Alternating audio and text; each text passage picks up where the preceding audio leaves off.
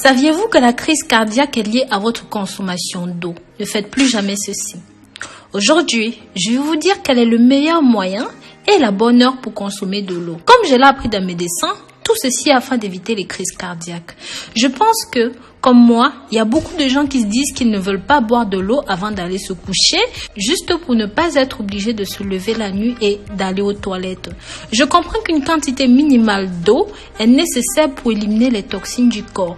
Mais ce que je ne savais pas, c'est que boire de l'eau à une certaine heure maximise son efficacité dans le corps. En plus de cette information, ce médecin m'a expliqué quelle était la meilleure façon de boire de l'eau pour éviter divers problèmes de santé et je partage ceci avec vous dans cette nouvelle vidéo. Mais avant d'aller plus loin, si vous aimez les sujets de santé, bien-être et les remèdes naturels, pensez à vous abonner sur cette chaîne. Cliquez sur la clochette de notification pour être toujours au parfum de tout ce que je publie sur YouTube. Et si vous avez déjà rejoint cette belle communauté, alors je vous remercie. N'hésitez pas à marquer votre nom, votre pays dans les commentaires, que je sache d'où vous me suivez. Cela m'émerveillera toujours. J'ai demandé à mon cardiologue pourquoi est-ce que les gens doivent tant uriner la nuit. Sa réponse était ceci. Quand vous êtes debout ou assis, la force de gravité retient l'eau dans les parties inférieures de votre corps. C'est la raison pour laquelle les jambes peuvent enfler.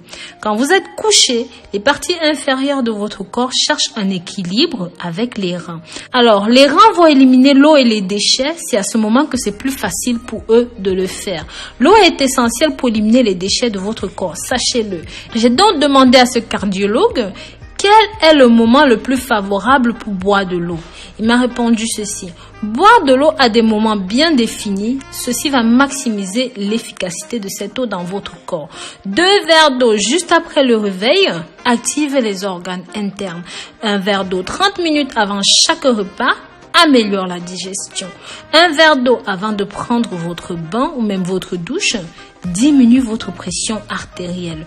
1 verre d'eau avant de vous coucher évite un accident vasculaire cérébral ou même un accident cardiaque, ce qui est notre sujet du jour. Donc, boire de l'eau avant de vous coucher évite d'avoir des crampes dans les jambes pendant la nuit parce que vous devez savoir que vos muscles des jambes attrapent des crampes lorsqu'ils sont à la recherche d'eau et même d'humidité. Si vous buvez un verre d'eau avant d'aller au lit, cela empêchera beaucoup de choses.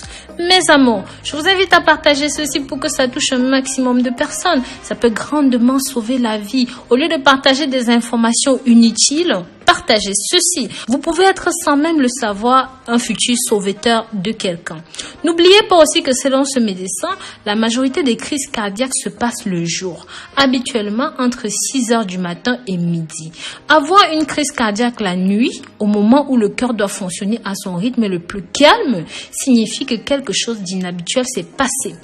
Des études faites par des professionnels de la santé dans ce domaine ont démontré que l'apnée du sommeil, le ronflement sont aussi à blâmer dans ce contexte-là. Si vous prenez une aspirine tous les jours, le mieux est de prendre cela le soir parce que l'aspirine a une durée de vie de 24 heures. Donc, si la plupart des crises cardiaques se produisent dans les premières heures de la matinée, l'aspirine serait plus concentrée dans votre système circulatoire et pourront grandement vous aider. Et ceci même à votre insu. Vous devriez toujours avoir de l'aspirine à vos côtés, à côté de votre lit, votre table de chevet, tout ça. Ceci pour la simple raison que si par hasard, et que je ne vous le souhaite pas, vous êtes victime d'une attaque, il suffira alors simplement de dissoudre immédiatement 2 aspirines dans la bouche et d'avaler avec un petit peu d'eau. Il y a d'autres symptômes d'attaque cardiaque en plus de la douleur à la poitrine, dans le bras. Vous devez aussi prendre en compte des douleurs intenses à la mâchoire droite ou dans le cou, ainsi que les nausées et parfois beaucoup de transpiration. Mais sachez que ces symptômes peuvent aussi arriver fréquemment et parfois pas tous les mêmes et même pas tous en même temps. Mes amours, je vous recommande de regarder cette vidéo jusqu'au bout. Ici, je vais vous présenter tous les symptômes qui devraient vous alerter. La plupart des gens, environ 60% des personnes qui ont eu une crise cardiaque pendant le sommeil, ils ne se sont pas réveillés. Cependant, si cela se produit avec une douleur dans la poitrine, cela peut vous réveiller et même si vous dormiez dans un sommeil profond, cela peut arriver. N'hésitez donc pas à appeler un voisin ou un membre de la famille qui est à proximité proximité. Prévenez aussi les secours pour savoir quelle est la procédure à suivre. Ensuite, ayez le réflexe d'ouvrir la porte d'entrée de votre maison et de vous asseoir sur une chaise près de la porte d'entrée pour respirer le maximum d'air frais. Puis, attendez qu'ils viennent à votre aide. Mais s'il vous plaît, ne vous allongez pas, ça pourrait causer votre perte, d'accord?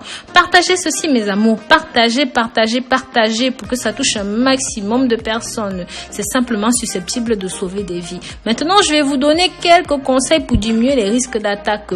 Vous pouvez réduire vos risques de subir une crise cardiaque ou même encore une attaque cérébrale en étant actif, en faisant de l'exercice tous les jours. Par exemple, une promenade de 30 minutes quotidiennes peuvent aider à diminuer les risques.